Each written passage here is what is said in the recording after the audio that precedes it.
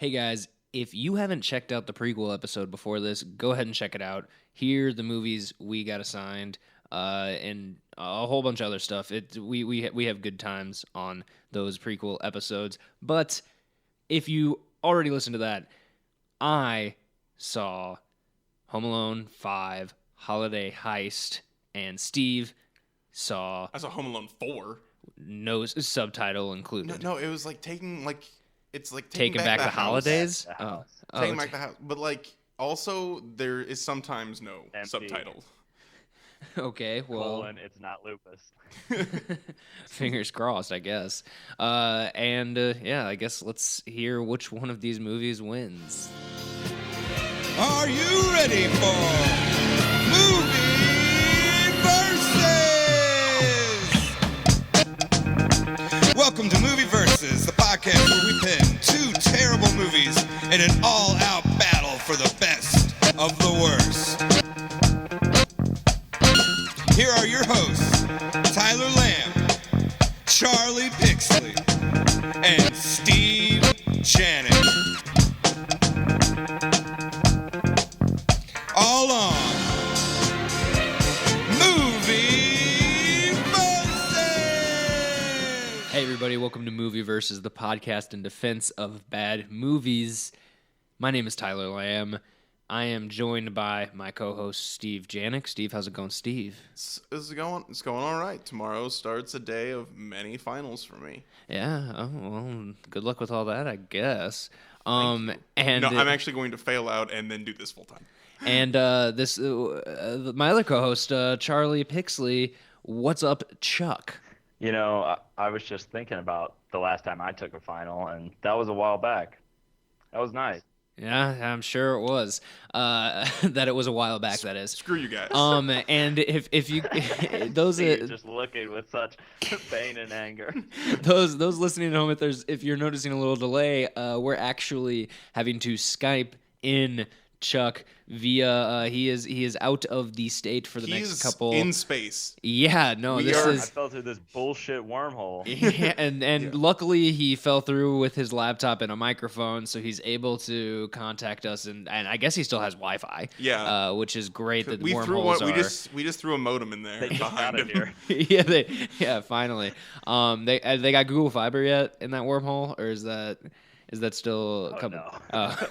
No. Well, shit. But yeah, so it'll be a little different. We get a different setup here, so it's kind of weird. I'm sitting where Charlie normally sits, so I'm staring at a wall right now instead of Steve's face, which is really interesting. I don't know how Charlie does it. If I really thought about it, I should just have taken your place, and then we really could have gone.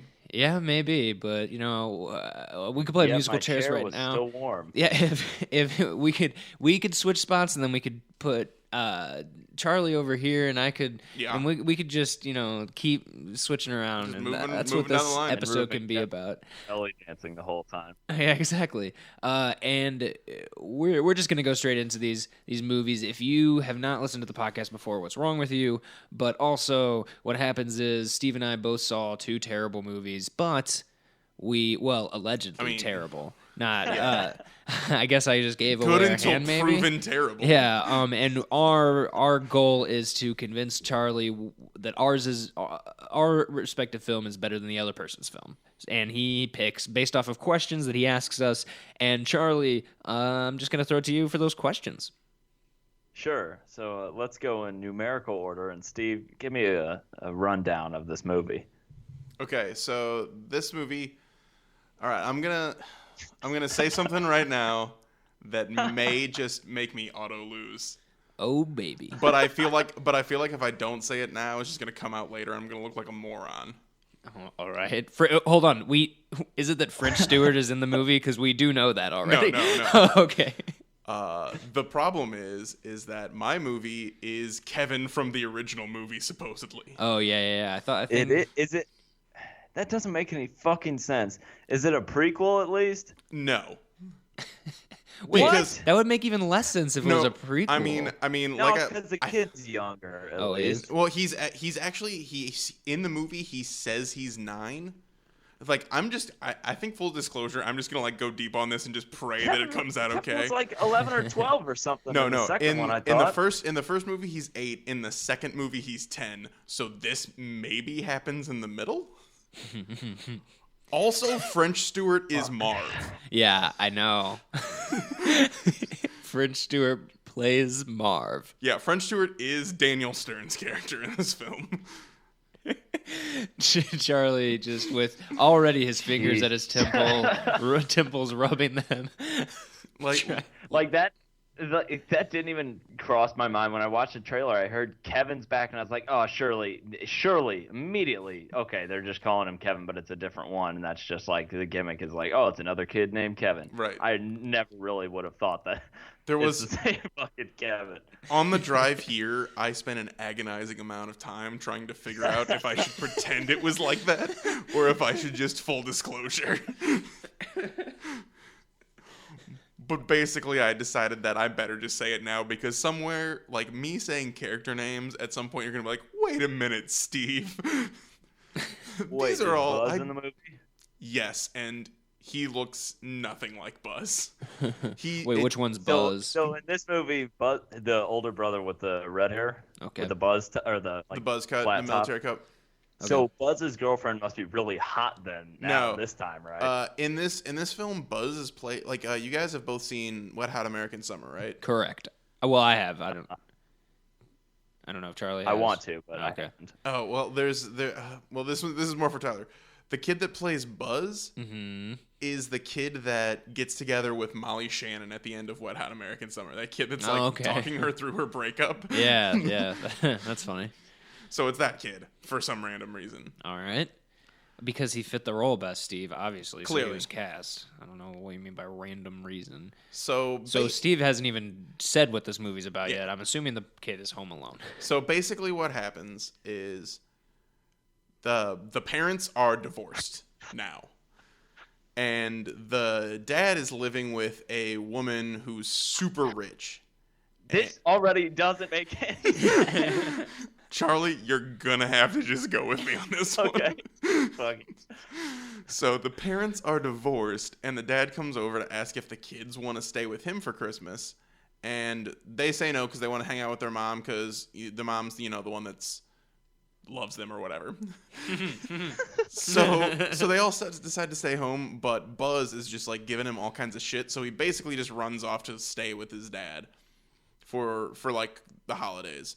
And during the course of the stay at their holidays, like his dad's rich girlfriend is going to be entertaining, I think, the royal family, like the British royal family for Christmas.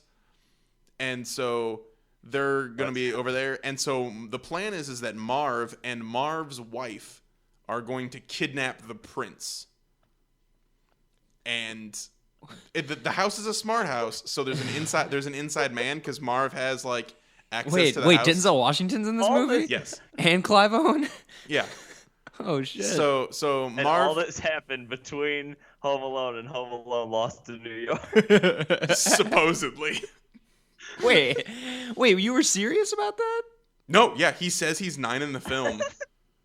And then I looked because as soon as he said he was 9, I was like, life happens quick. Am I right? yeah. No, as soon as he said he was 9 in the movie, I immediately Wikipedia'd his age in the first and second films. Jesus Christ. Okay, all right. So Marv is going to kidnap this prince, and through the course of the movie, he stops them from kidnapping the prince, as well as his parents get back together by the end of the film, because Christmas. Perfect. And you're sure this is like the main royal family of England, not Well, like some I don't know, some prince of some other small little territory or something. No, it could be. They actually just say prince for a very long time. I don't know why. It could be the I was about to say the artist formerly known as. No, the entire movie they just kept saying like the prince is coming or like the royal family is coming or whatever. And for like the first half of the movie, I don't know why, but I just assumed it was like Middle Eastern royalty. I don't know, like it was a Saudi prince. I don't know why, but I thought that. I mean, I'm assuming that they're Barf referring trying to get in on that human trafficking. they're referring to Prince the musician, and the royal family is just the time. That's Morris Day. You're thinking the revolution. Oh yeah, you're right. Yeah. You're right. But then at the very end of the movie, they just show like the prince is coming and his family are coming down the road, and he's British. Like he's British or has like a British accent. So I don't know if he's from one of the provinces around or something like that. To be completely honest, they really don't go into it, despite saying the prince like 50 times in the movie. It really sounds what like this about movie Joe as well. Pesci? Joe Pesci is not in the film, and neither is a character or someone playing his character. What about somebody playing Joe Pesci playing the character? We could only wish. Oh, okay. Yeah, that's John Lithgow Oh my god, if John Lithgow was in this film, as Kevin. It would be perfect. I get to see him with a bowl haircut and some overalls on. And then my James God. Franco could be the dad. James Franco? Yeah, you know, Planet of the Apes. I don't know. Oh, okay. Reverse Jesus. role reversal. He was John Lithgow's son in that movie. But John Lithgow's character still has Alzheimer's. Dad? Oh man. That'd be pretty creepy though, if you No. say dad to him. That would Anyway, be Tyler, your movie. excessively creepy. So my movie, which was Home Alone Holiday Heist, you probably heard of that, you know, Lindsey Buckingham song that he wrote for the movie Holiday Heist. Is that are you just singing Holiday Heist, the song to the theme of Holiday Road? Heist. No, dude, definitely Holiday Heist. Yes. No, but is that Not a Holiday real Road. song in the movie? No, it's not. Because I want that so badly. It's a great song. this movie does not follow the same character from Home Alone 1, 2, and 4. Well, I lost. It is a new family. I believe their last name is Baxter. They move into Maine from California, and so the kids aren't too happy. There's 2 kids and 2 adults, obviously.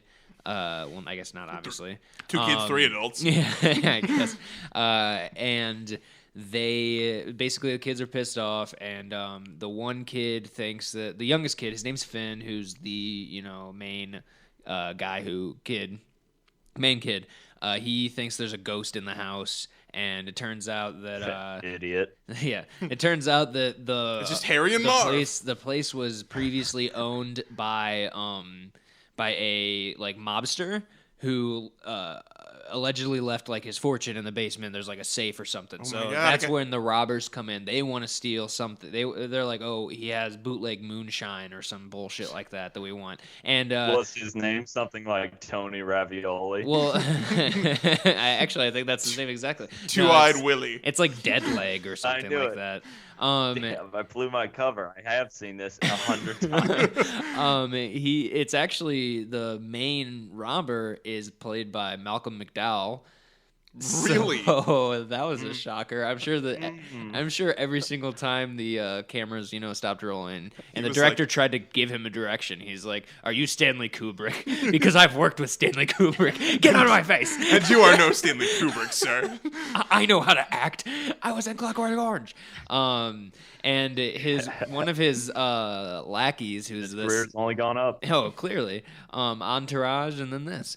And one of his lackeys, who is the safe cracker, is Crabman from My Name Is Earl. Oh, nice. I don't know the actor's real name, but he's in this. I was going to say Darnell, but that's just his name. And my name is Earl. So they are trying to get in there. It's kind of weird because he's not actually home alone. He's there. Him and his sister are like the parents go out to this. They're just dead. Yeah, the parents go out to this party. And they leave the kids at home. And So he's got a crew? yeah. Well, the sister gets locked inside the safe at some point. Inside Well, the safe? You And find then they out dump that her in the river. the safe is empty, but there's actually, it turns out Nice, there's me a too. false like back to the safe, and there's an extra room behind the safe. Double and she safe. gets locked inside of that room because the safe door closes, and obviously you can't open a safe from the inside. One of the it's a design flaw. that's what I was gonna say. One of the major design flaws of safes. But the and so she's stuck in there while he's trying to figure everything out. And of course, he spends way too much time playing video games. So his parents are always like, "Get in the real world, Finn." And he uses his knowledge. Too plugged in. Yeah, he uses his knowledge of video games and stuff like that to set up traps and things of that nature. Because he finds out it's not a ghost, but the robbers think that there's a ghost at first. They think that he's a ghost. And at the end, Solid. the kids realize that they love their family or something like that. I was gonna say the real thing inside of the safe was love for your family. And and it also turns out that the Malcolm McDowell actually wanted a painting that was inside of the safe of his like great grandma. That his great grandma died, and like that's the only painting left of. Oh, hold on. This is. Oh, okay. Oh shit! Earthquake at Movie Versus Studios. Yeah, fuck this thing fell off. Sorry, Charlie and Steve. That's all right. I wasn't using my ears frequently. Well, it'd probably help if you weren't dabbing the entire time you're doing the podcast. I don't understand what that wouldn't help. Yeah, you're right. If that's the cost.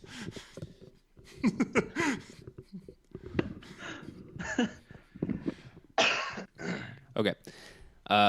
It turns out that Malcolm McDowell actually just wanted a painting of his great grandma's. Was she in the nude? No. She was fully clothed with like 3 of her kids, and that's just the painting. And it kind of made me feel bad for him at some points because I'm like, this dude just wants this painting of his grandma. Like that's all he. Was there a scene at the beginning where he was in an auction trying to get it, and then No. someone outbid him? No, he knew that this dude had the painting because I think that his great grandma or grandma or whatever it was in ties with this guy, I guess. Like Okay. yeah, and so he knew that he got a painting of her and like her 3 children, and that it was in that safe. And so he was like, I want to get that back because it's the only thing of my I feel like grandma that. I feel like you could talk to someone. Yeah, about that. probably. But yeah, like I said, at the end they all get arrested, and there's I don't remember that actress's name. Never mind. I was gonna say It's a prequel to Oz. The Great and the Powerful. Yeah. Yeah. Starring James Franco. It comes full circle. And yeah, that's it pretty does. much it. It's typical, family value stuff. It's an ABC original movie, so what can you expect? ABC original Spark But family. I do think that this is the greatest Home Alone movie that has ever been made. So Fuck off. what? I'm just I already know for a fact it is. No, I can't say that. I haven't seen it yet. exactly. But you will want to see it once we're done. Not as badly as 4. Uh-huh. I hope there's a playlist on YouTube with both of them. No, I'm too there's lazy to look them both up and click on them. you had to Just type So in I- Home Alone, and the first 2 options are like 4 and 5. all my Home Alone 5 on YouTube were like you had to actually pay for it, like rent it, and I was like, ooh. I watched mine it was recorded on a phone, so that was fun. Somebody sat there with their phone the entire movie? They had like a stand or something, and just let it rock. That's some But they- dedication. But they did not sit through the whole was film a because at some vertical point someone photo. got up and closed a door. Oh yeah, was it filmed vertically? No, oh my god! If it was filmed vertically, I He would have only had to gets see, murder like somebody. 3:4 ratio. What other questions you got for us, Chuck? All right, so I have some categories that I want to put your guys' movies to the test and see which one is more interesting to me, and I'll be able to make little markings. This is almost like how I did it in the first episode. Ooh, so if you wanna go back and listen to that to see if he's right or if he's a liar, Or because I don't Meet remember. the Blacks and God's Not Dead too. Ooh, what a matchup! that was a good matchup. We fought I'm tooth gonna and read nail them for all that off. one. What's I'm that? going to read them all off so you guys have time to think about it a little bit ahead of time. Okay. And then we'll go back to hit them one by one. So which one has the biggest threat level where the kid or I guess the royal family and yours, Steve, but the kid too is in the biggest sense of danger, where it actually feels like he might get killed or something, Okay. or worse. Which one has the best trap, both from the bad guys and or the kid? Which set of parents are the bigger pieces of shit? And how would your movie benefit from being rated X, and how would you make it rated X? Okay. Well, Or NC-17, I guess. all right. So, Steve, let's go with you for threat level. For threat level, well, Like, does anything actually feel at stake in this movie? wait. For the kid or anybody in the film? Anybody in the film.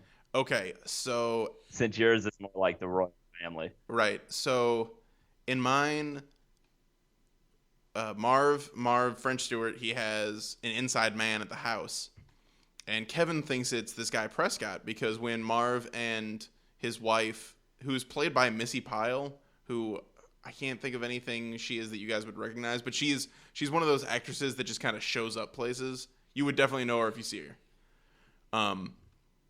But they have an inside man, and Kevin is convinced that it's the butler guy. Well, he's like head of security. His name's Prescott, and that's Eric Oliva. Vanna? No, Eric Oliva. He plays. He's I believe he's Middle Eastern, but he plays the guy who runs the library at the beginning of The Mummy in the first one. Okay. Oh, yes. I mean, I thought maybe you guys. That's like the only. Whoopi But Goldberg. he's also a big character actor that you would know if you saw, but I can't like point to a character. Okay. Anyway, so Kevin thinks he's the guy because when they first break into the house to case the joint,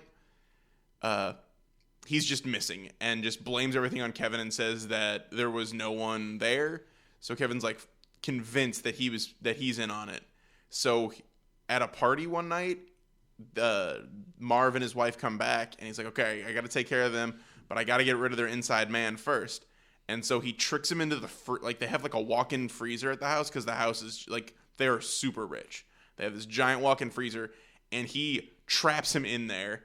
And he actually gets turned, like he's in there so long apparently, that he is turned into an ice sculpture that is then set out during a party. And he's just like in the middle of the party, trapped in ice.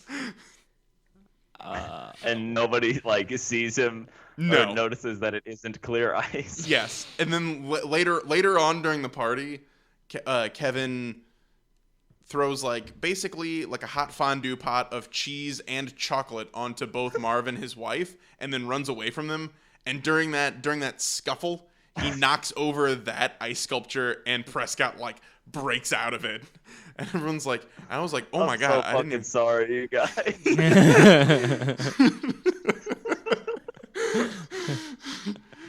You shouldn't be, because this Okay. movie was amazing. Tyler, your threat. Biggest threat. Well, obviously the biggest threat would have to be, the kid himself, Finn. He's just, threat level, Midnight. Yeah. Dead level midnight. Yeah. I didn't know where I was going with that because midnight was the only thing I could think of. But he sets up some pretty interesting traps that I don't exactly know how some people weren't dead. He set up one where God. no, he set up one where Like they the paint buckets in a Home Alone 1, that shit would kill you easily. Hitting you in the head, swinging down on a rope, and then falling downstairs. Well, I think that he may have tricked Crabman to drink paint. So I'm not 100. It might have been glue, maybe. That would I guess. Neither of those. There's a big difference, though.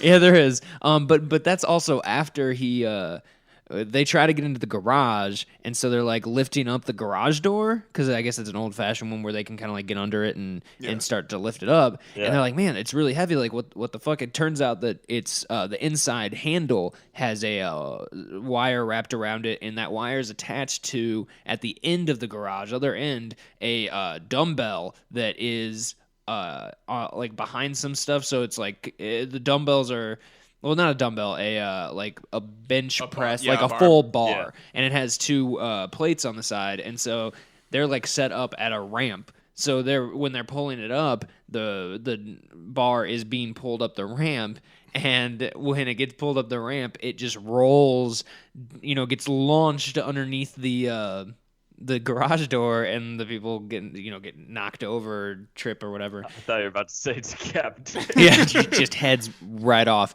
But then Crabman Chops him off at the ankle. goes into the garage, and the door closes, and there's all like kind of baubles on the ground, like the little like Christmas little bauble things, like in the first one. Yeah. Yeah, and they're all over the ground. He's like, okay, what is this? And I guess I don't remember exactly what happens, but he trips something where one of those big snowplow kind of things, personal snowplow things, where you can just go through your Snowblower? driveway Yeah. and it shoots out the snow like it's a big kind of Yeah. that turns on, and it just starts going over the garage, shooting these baubles directly at him, like at high velocity speed, like so fast and hard that the garage door is getting dented around him, and you can see it. Malcolm McDowell's character can see it on the outside of the garage. He can see the outline of Crabman's body where he's, and yeah, it's pretty rough. And also So your kid got first blood. yeah. He pulled a real Rambo. And the female character gets built into a snowman. So like just her head. So they're is- just repeating what happened in mine. apparently, yeah. So it's interesting to say the least. And obviously, I mean, the girl is trapped inside of a safe. She's losing oxygen.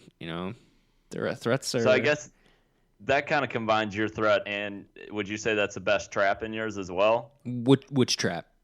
The snowblower with the creating a shrapnel. No, Best? I wouldn't say that's the best trap because it's not the most specific trap. There's It sure sounds dangerous. oh, it's dangerous, yeah, but it's not as impressive to the fact where there is one specific trap where it is so specific to like the entire way it plays out had to happen Honestly, in an exact way. I was thinking about that on the way here. Like, that's the best part of Home Alone. It's where he's like, he does something and you're like, how would you possibly know that was going to be? Why would you waste your time making that specific trap? yeah. Kevin McAllister's from the future. But yeah, and also there was a huge threat because the parents were snowed in at the company party. They couldn't leave for 3 days or something like that. So, What's your best trap? I want to hear about this detailed trap. Okay, I think the best trap was the girl decides that she's gonna sneak in through one of the windows, and so she gets the window open and she's crawling through, and she opens it up and she turns and sees on one of the little like nightstand kind of things next to the window there's a nutcracker kind of figure, and so she's like, oh, I'll use that to prop up the thing while I crawl through. So she grabs that and places it to prop the thing, and she starts crawling through, and then you see the camera pan. There's another wire because he bought a huge thing of spool because that's all he could afford. Just a giant. Well, there's was there a scene where he went and bought wire? Yes, there's a scene where there was an entire montage where he went to a hardware store and put a shit ton of stuff onto the counter, like a chainsaw, like. Oh my god! Yeah, I was like, who is letting this child buy a chainsaw? And it so much stuff. It was like over $3,000 worth of stuff, and the guy was like, "This is how much it is," and the kid's like, He goes, "Well, charged it. No, he goes, who do I write it out to? And it was a check. And he's like, for orders this high, I need a personal, like a driver's license identification. And he's like, oh. And he's like, I got $1.75. What can that get me? And then you see him walking out with just a big spool of string. That he then went into the back of the store and garrote wired the cashier's throat and stole the rest of the stuff. Exactly. And so the nutcracker is Hell of a plan. it has this string tied around it, and you see the string and behind like a piano. Finn is hiding behind that, like, oh, she's coming through, and she gets halfway through, and he pulls the string, and the window falls down and traps, and she's like, I can't get, I'm stuck. And she sees this chair that's a little bit out of reach. She's like, oh, I guess if I grab that chair, I can pull myself up. And so she's like reaching for the chair. She's like, I almost got it. And she's about to grab it. And then you notice that there's another string attached to this chair that goes up into onto the ceiling, where there's like a bucket of paint or some type of something that when she pulls the chair, the bucket tips over and falls on her face. And I just thought that was so very specific to every action. It's like she had to come through there. She had to use that. And he was sitting there waiting as well. Exactly what I was thinking.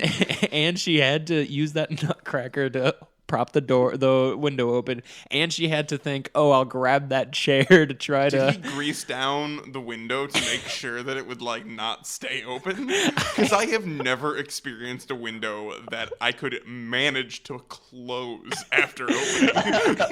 It's true. I like to think it was so detailed that like inside the bucket too was a picture of her love that got away, happily married with another person. Well, there is a love of hers that got away. It was a previous. That's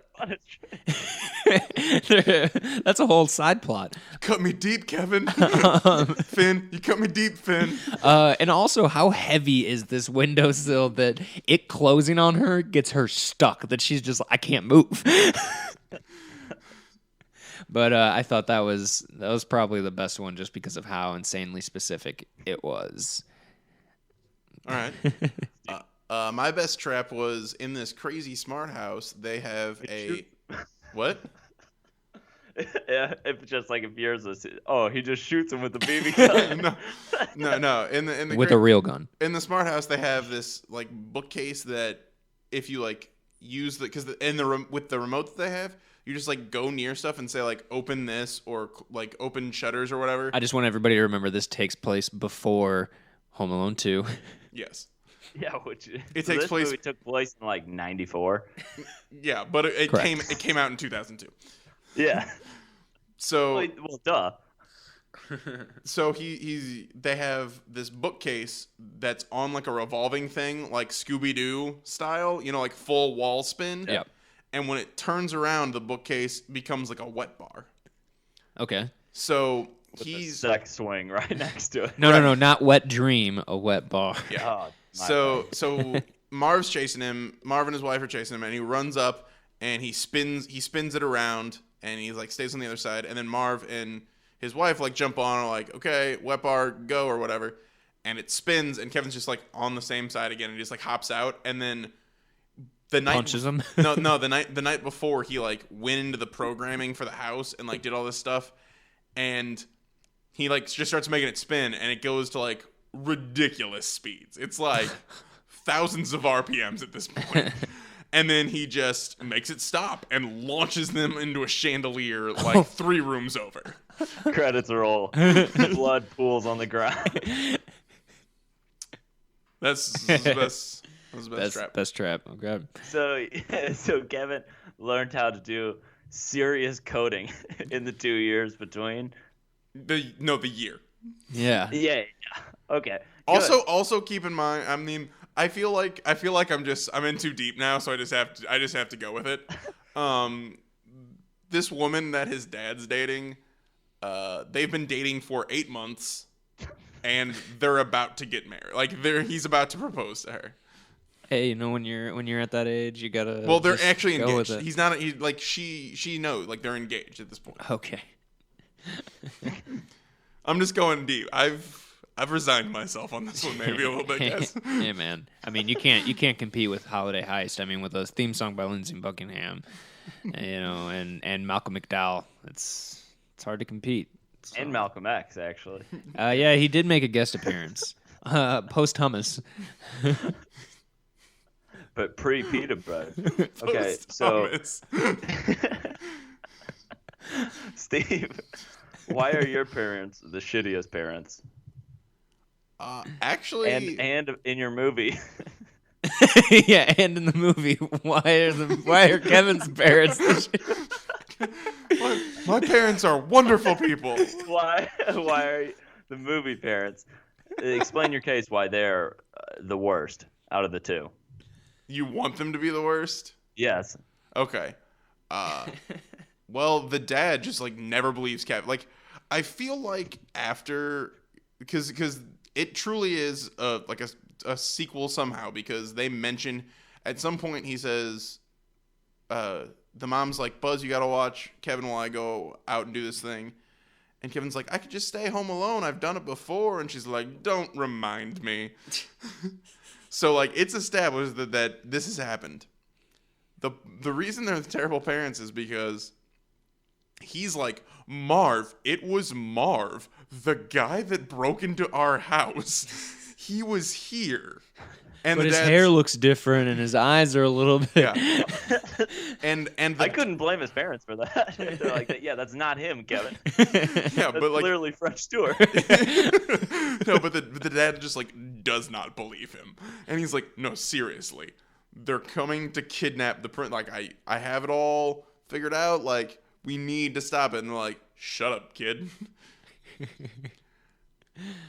I mean, that's and his dad keeps leaving. Like, it's like, oh, it's Christmas Eve. Like, I gotta go pick this thing up for this party. And I gotta go get some smokes. And then Yeah, I'll be back in a decade or so. yeah, and then Christmas morning, Kevin's like, oh, Merry Christmas, Dad. And his dad's like, okay, cool. Well, we'll be right back. We have to go pick up the prince from the airport. And he's like, really? Like, I just got like presents, maybe? And he's like, no, you gotta do what you gotta do. See you in a bit, Kev. I like the idea of a kid running into their parents' bedroom on Christmas morning and going, hey, Merry Christmas. And the parents go, okay, cool. Fuck off. Okay, cool. Gotta go. We'll be right back. Just getting out and leaving immediately. Why don't you clean the place up while we're gone? Why don't you do something for this family? And then they spit on him. To be fair, at the beginning of the movie, like, the mom has to go, like, she's a real estate agent and she has to go show a house. And when she's like, she leaves and she's like, all right, why don't you guys do some chores while you're stuck in here? And they were like, oh, Mom. And Buzz basically just makes Kevin do all of his chores. Of course he does. Okay, Tyler. I would say that my movie parents were pretty shitty. Case closed. Well, first off, there was a scene that was kind of pathetic. So Finn is always playing video games, and the daughter, I don't remember her name, she is always on her phone. So they're like, oh, we got to get these kids to actually hang out with us, like, and also like hang out with the kids across the street or do whatever, like, you know, be kids, like the yeah, classic, and kids be kids, and also be acquainted with the area, but the kids are like, oh, we want to move back to California. Maine sucks. There's snow everywhere. I want to play video games all the time. Blah blah blah. And at one point, that sounds perfect if you want to play video games all the time. At one point, the dad comes in when they first move in. He's like, "Oh, here you go, honey. Here's your like." To the daughter, he's like, "Here's the, I guess it's some kind of karaoke machine that she got when she was younger." He's like, "Oh, hey, look what I found." You know, and he starts singing, and he starts singing into the microphone, imitating her, and he's like, "I love my dad." He's like, and she's just ignoring him, not even, and he just keeps singing. He's like, he annoys me, but okay. And then just leaves the room, and she doesn't say a word. And I was like, "Oh boy." How old is she? She was. Oh man. She was 7. I don't know how. I don't know how. Queen, man. I don't know. I don't know how old she was supposed to be, but if I were to guess, but the actress playing her was 37. I would guess that she was supposed to be 27 years old. The actress is about. I think she's 22, but I think the character was supposed to be like 16 or 17, maybe, because she makes a remark about going to the mall at one point. And only 16-year-olds go to the mall. Well, she has to at least be able to drive. Fair enough. Is the thing. But later in the movie, the mom just fucking loses it because they're going to this holiday party, and both the kids like, Finn is like, I want to play video games, and the girl's like, I don't want to go, and she's like, fine, then just stay here.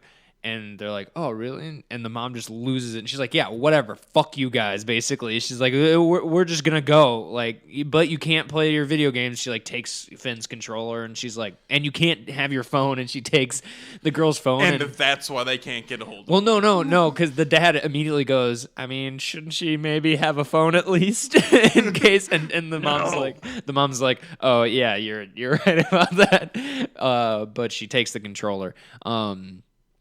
So only Finn is punished. Yeah, but no, dude, she gets the daughter right because she's like only emergencies. So she abided by that. Oh, of course. To the T. But yeah, she just is like, no, fuck you, kids. I'm gonna put this in the safe. You call me if you need it. I want to text so badly, but I respect my parents too much.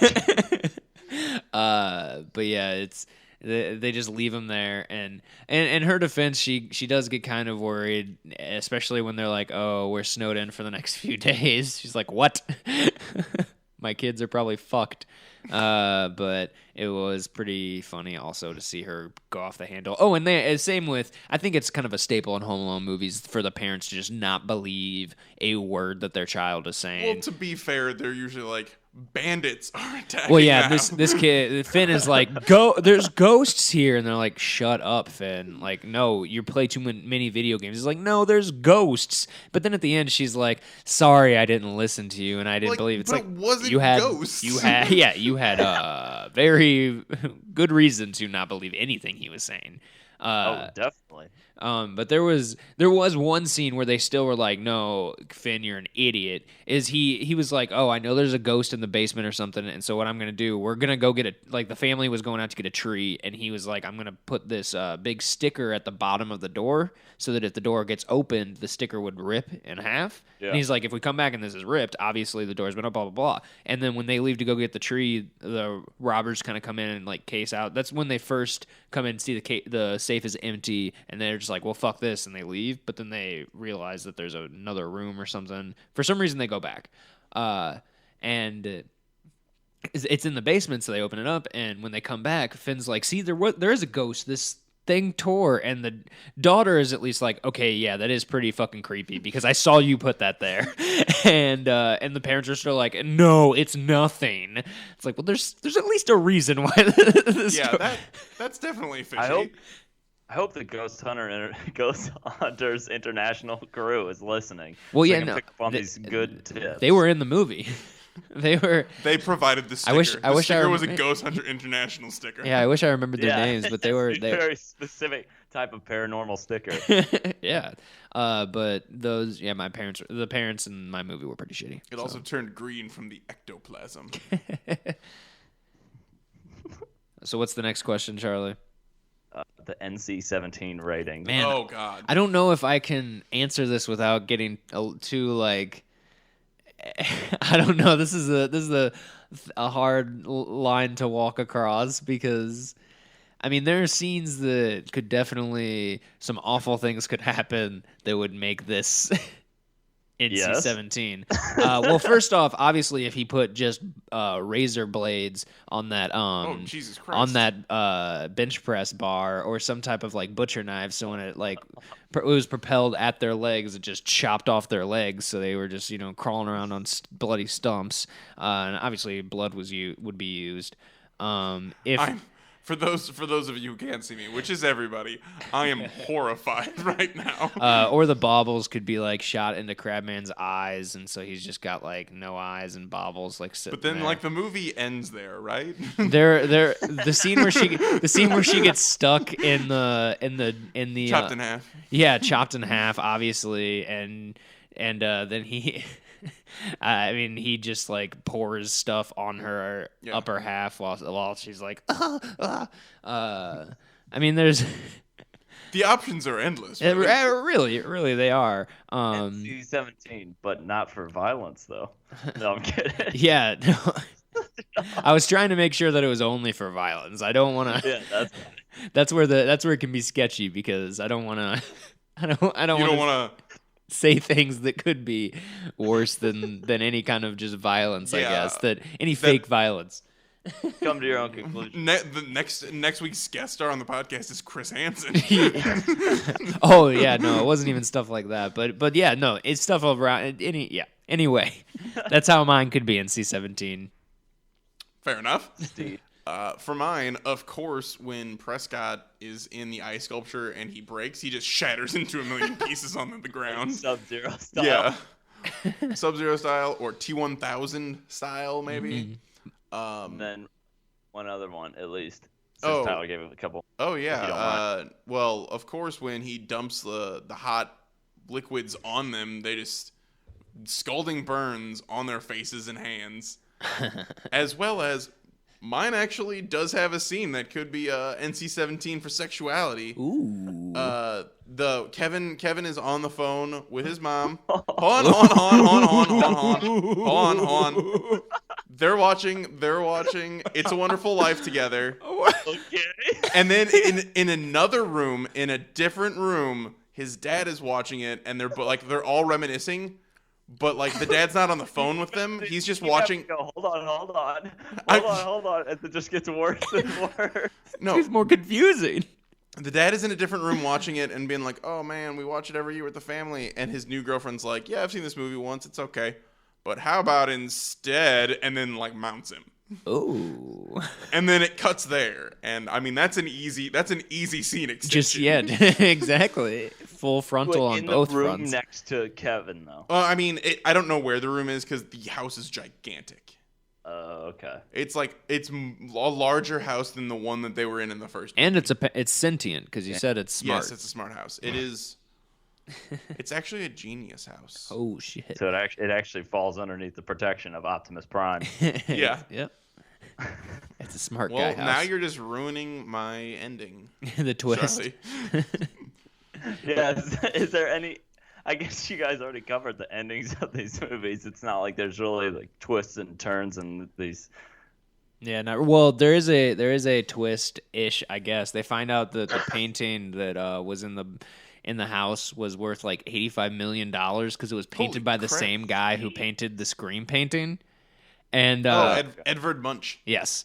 And the dad's like, and they're like, oh shit. So like, what are we gonna do with the money? And he's like, oh, I mean, they gave us this reward, and it's like an envelope, and it's just vouchers for a year for free membership to the museum or something like that. Oh my god. And then he's like, but all the three, just thieves. a year? Just a year Yes. free passes? Yeah. And he was like, but all the That's like $40 value. he was like, all three of the thieves were like wanted across like different states, so we did get $30,000 in reward money from that. And they're like, oh sweet. Okay, that's not so bad. There is a side plot with $5 million. yeah, exactly. I mean, it's still not bad though. There's a side plot with a guy that Finn plays video games with. It turns out the guy is like, some college dude. He says he's in college, but he definitely looks like he's in his late 30s. I'm in college? Yeah, no. As I was saying that, I was like, well, never mind, I guess. But he's playing video games and with Finn, and he finds out that Finn's like asking him for help about he's like, hey, what should I do these things, blah blah blah, and he thinks he's talking about a video game, and he's asking help, like tips for a video game. And then when Finn comes back, he's like, hey, I couldn't find this video game that you're talking about. And he's like, oh no, this is real life, dude.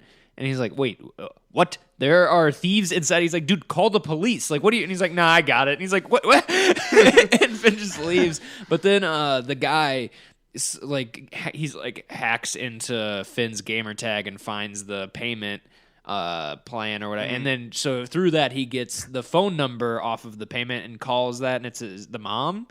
And he's like, hey, You don't know me. Yeah, you don't know. He's trying to be like, you don't know me, but your son's in trouble, and there's people here. But of course, he's like, hey, you don't know me. I met your son online, and he's in trouble. And she's like, what? Is this a threat? What is going on? And he's like, no. Cue heavy breathing. He's like, no. Okay, so the daughter. He's like, the daughter is in the basement. And she's like, what? What?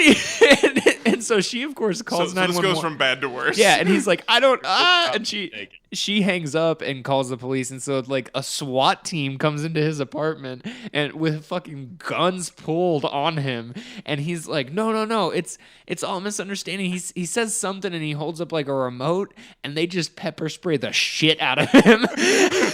So this is a Kim.com biopic. Pretty much, and then they realize obviously that it was a misunderstanding, blah blah blah, and they use some of the.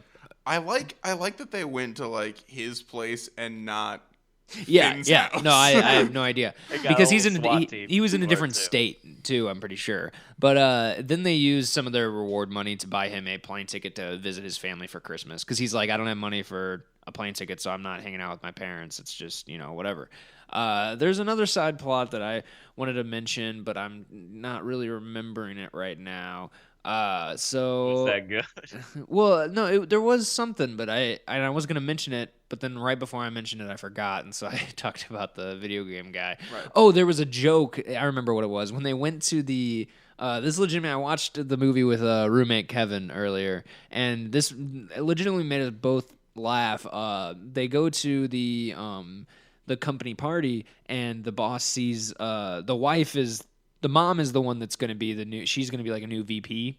And so she comes and he's like, oh, hey, it's our new VP. But like comes over and he starts talking to her and the husband's standing next to her and they do all this stuff. And then he looks at the husband and is like, oh, hey, well, I don't pay you to just stand around and lollygag. Like, go get some coffee for her or something. And he's like, what are you talking about? And she's like, no, this is my husband. And he's like, oh, you look exactly like my butler. He's like, he's dead. I don't know. I don't know why you thought I thought you were a dead man. And they were just like, okay. Yeah, really. What the fuck? I found that pretty funny that he was just like, oh, you look exactly like my manservant.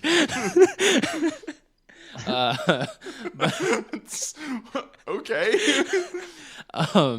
But yeah, that's all I gotta say about this movie. It was For me, my twist was that the inside man wasn't Prescott. it was Clive Owen. I thought that we knew that. No, Oh. it was the maid / chef who was Marv's mother. Bum, My bum, bum. God. Played by Joe Pesci. The true no, it wasn't Joe Pesci. No, it was played by John Lithgow, dude. Oh, No, it was Joseph Gordon-Levitt. in the role of a lifetime. He definitely Daniel Day-Lewis did, dude. It was he really There put were a himself in the lot role. of scenes of him applying makeup. And he also plays Kevin too. Don't forget that. How could we? That was the huge twist. Wait, it's the twist that he plays Kevin? Like we can't tell just by seeing that he's playing Kevin? No, the twist is that Kevin is also the mom. We're in too deep here. You guys don't have any more remarks about the movies? Oh no, it's Steve. Are you? No, I think Yeah, I think I'm good. I think I'm good. I think I have said my piece on my film. Okay. Oh, speaking of Peace, War and Peace is actually there's a scene where she's talking on the phone with her mom, the daughter is, and she's like, "So what are you doing?" And the daughter's like, "I'm reading," and the mom's like, "Yeah, right. Like, you know how to read." She she doesn't say like you know how Boom to read, roasted. but she might as well have said that. And the That stupid ass kid doesn't even know how to read. and the daughter was like, "Well, I mean, it's a article on different kinds of lipstick. It's not exactly War and Peace, but I mean, Yeah. hey, it's still reading." And then when she gets locked inside of the safe, she finds a copy of War and Peace sitting there And reads all of it. she reads a lot of it. That's At first impossible. she picks it up and she looks at it and she's like, "You got to be fucking kidding me!" And then after a while, she's like sitting at a table in there and it's sitting in front of her and she opens it and she reads like a couple sentences and it even shows like the first page and she just closes it immediately. But then later in the movie, you see her she's probably maybe. I don't know, maybe a sixth of the way through the book. That book is super long. I mean, she's a decent, maybe quarter-inch amount of pages Okay. through, but it's not. She doesn't finish the whole book, but it's like, oh, she's engrossed in War and Peace. But yeah, so I've said my War and Peace. So Smooth. Thanks. This is actually a more difficult decision than I thought. I don't know it why it might would be. I mean, The- his well, movie has French Stewart, so- and my movie's amazing. And But my movie has French Stewart, which makes you think Steve's of John premise Lithgow. initially, it could help and hurt because it could help in that I am interested to see how the fuck they try to pretend that this movie is in between the first two. And I feel like that would just break my mind kind of. But it also hurts because it would break my mind kind of while I'm watching it. Like, I don't know if it would piss me off or if it would be entertaining. yeah. Well, I'll tell you what my thoughts were in a moment. I've already told you all my thoughts. Best Home Alone movie ever. I really, and that bothers me, but I really would rather not watch either of these movies. I think that I- happens a lot. I don't know. I would be more likely to watch Tyler's Woo! by itself, but I would be, if I watched them with other ones, I would love to watch 1, then 4, then 2, and pretend that was the intended Fast and Furious. Yeah, order of these exactly. movies. Exactly. So that's I just won 2 in a row. I believe so. Yeah. Sweet. So who do you want to I'm hear real sorry thoughts about from that, Steve. first? No, you're fine. I didn't. I swear I didn't think Kevin was the same fucking Kevin. It shouldn't, none of us thought And that. the stuff with the royal families too kind of loses the interest because it feels a little too different for the Home Alone series where They just kept it's saying not as much of a kid. They just kept saying royal family, but it was like the least important part of the plot of the entire movie. Like it was just It made it seem like that was more of the risk was the prince for prince them. doesn't show up in the film until the last 2 minutes. Like you never actually this movie was okay, I'm just going straight into real thoughts. This movie was nonsense. You didn't delve into it because I didn't really there's no reason to. There were at least 2 kids missing from this film. Oh, that's right. Because I looked up the family tree. The only kids in this movie were Kevin, Megan, and Buzz. So we're missing Lenny and Jeff. No idea where they are. Budget constraints. Yeah. So that just is a thing. They would have gotten divorced or separated 4 months after the movie happened if this was the real timeline. And then they get back together at Christmas. And then a year later, the whole Kevin getting lost happens again.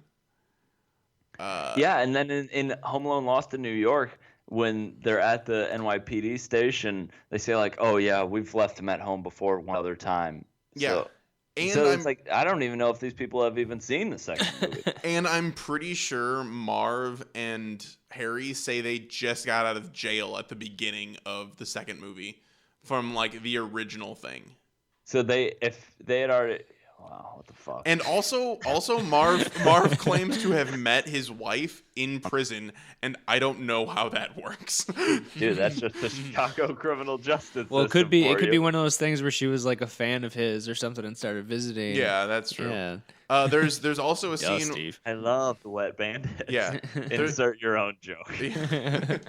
There's also a scene where it's similar to the first one, where the first time his dad and his wife or his girlfriend leave, he does the go around the house messing around, hanging out with all the stuff, and he takes a shower, and they have one of those showers with the jets on the wall, all over on the walls, and when Marv comes in the first time, he cranks that on and shoots them into the tub that's in there that's also super full. And there are shots that make the bathtub, which kind of is basically a jacuzzi. There are shots that make it look like it's a full-size pool that Marv is nearly drowning in, and that shoots so much water at them that it's ankle deep in the main area of the house. Like, there is standing water, and I don't know how. Like, the volume of water that occurs in this film is nonsensical. Tell me, did Kevin befriend a homeless lady covered in bird shit in this one as well? No, he actually becomes friends with Prescott, who he thought was the inside man at first, and gets him to quit his job because the lady's a bitch. Because he just like has to work 24/7. And then he doesn't help him find a new one either. Yeah. He just ruins his life. Yeah. Well, because like at the when Prescott's like, oh no, I didn't see anything earlier when the Marv came in, it was because he just was taking a nap because his boss is always making him work. So anytime she leaves the house, he just immediately goes to sleep. Jeez. Okay, Todd. Anything else? Also, there were just like barely any traps. There was like nothing in my movie. He like strings up a big pot to like hit them in the face, and there's like an elevator that he attaches a chain to so that if someone gets in the elevator and tries to go up, it just gets caught halfway up, and that eventually gets used. And it was similar to like the thing with Tyler. Was like if you're running away, like how do you know they're gonna use an elevator to catch you? Yeah. Well, in my film, I would say that they could have easily cut out about 86 minutes of this film. It was How long was the film? it was 86 minutes long. It was time back. it was a rough 86 minutes. I don't think that the parents left the house until about 30 minutes into the movie. And Hold on. So if you buy this movie on DVD, it's just Home Alone 5, the deleted scene. The director's cut, dude. Fucking movie. And Never before seen in theater. yeah, God, I hope so. And it's I don't know. It's felt like it took forever for them to actually be home alone, but then he's not even home alone because his sister's there, and it's just, man, it's just really bad. It's like it was an ABC made for TV movie, but it really kind of feels like, well, I guess it feels exactly like that. I was going to say like a Lifetime movie, but more upbeat, but that's essentially what an ABC family movie is. It's less spousal abuse. Yeah, exactly. There was that one scene with the dad that sang that thing to his daughter, which was, man, that was like sad. That it was, oh gosh. And then the kid Finn was just kind of like a little bitch all the time. There was one scene where he gets scared because he thinks there's a ghost, and he's in the basement and he starts screaming, and he runs all the way up to the second story of the house, still screaming, and he goes into his room. I thought he was just gonna jump out the window, but movie over. That'd be pretty funny. But then he goes into his bedroom and goes underneath the covers, and then it cuts to something else, and then like maybe a couple minutes later it cuts back, and he's still screaming underneath these covers. Oh my gosh. Just shitting his pants continuously. Like, I mean, I don't understand how terrified you can. There's a scene where he gets Malcolm McDowell like goes into his room, and this is another like elaborate trap. He knew he was gonna come in there, and Finn's still like making them think that it's a ghost, that everything like is fucking everything up. And Malcolm McDowell's like, I know it's not a ghost. I'm not a fucking idiot. And like the lights, you, kid. The lights are flickering, and these monitors come on, and it's like the kid's face is all distorted. He's like, "Oh, get out!" And he's using the karaoke machine to like distort his voice and make. Of course he is. And he's like, "Oh," but then he gets Malcolm McDowell wrapped up in all this Christmas wrapping paper, and then pushes him down the stairs, and it just wasn't. Oh, I forgot something that like makes also no sense in my movie. Yeah. They get Kevin and Prescott get locked in the wine cellar, and they have a cell phone, and he chooses to call his mom, but he like can't get a hold because he calls his mom and he's like, "Hey Buzz, I need to tell you something. Give the phone to mom." And he's like, "Okay, you told me," and he just hangs up the phone. It's like, damn it, Buzz. Wow, what a dick. It's At least they kept him consistent, I guess. Yeah. My movie was. it was just so generically bad that it's hard to really talk about, what made it bad. It was just so blandly bad. You know what I mean? Like these two movies, if they didn't have Home Alone attached to them, would just be like it probably wouldn't have even been made, I would imagine. Oh no, not at all. Yeah, they probably got the bare minimum amount. It's shocking that my movie came out 10 years after your movie. Like, oh my, yours was 2012? Yes. Wow.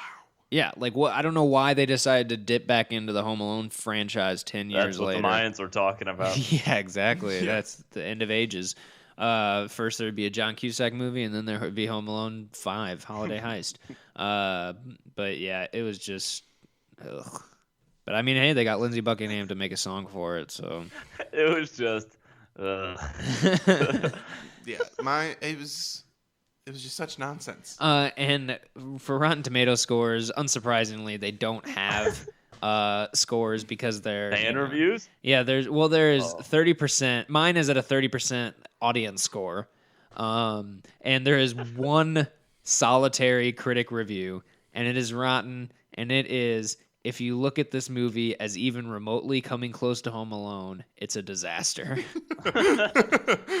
And if you don't, it's still a disaster. And Steve's movie, Home Alone 4, Taking Back the House, Taking Back Big Mama's House, is bringing down the house. Is at an audience score of 24% with 2 critic reviews. I guess I went right.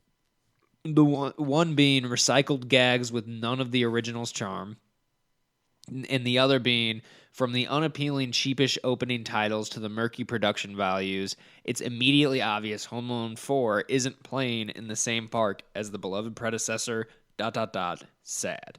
I wouldn't even put it in the same, universe as 3. Like, I would significantly much rather watch 3. One of the audience reviews for Home Alone 5, my film, it starts out, it's really not good. In fact, it's pretty bad.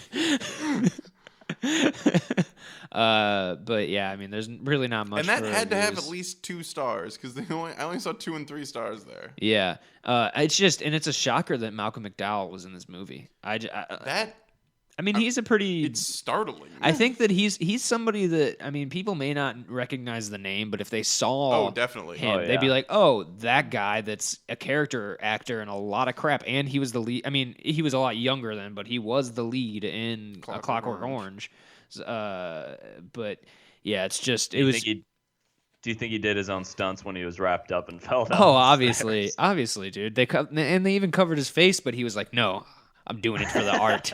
But one of those chest-mounted shots where the camera's staring at his face as he tumbles the entire way down. Yeah.